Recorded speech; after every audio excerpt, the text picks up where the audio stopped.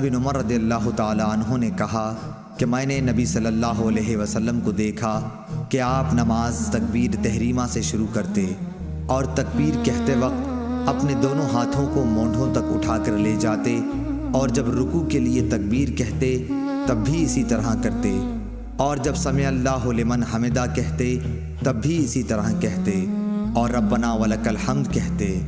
सजदा करते वक्त या सजदे से सर उठाते वक्त इस तरह रफ़ा यदैन नहीं करते थे।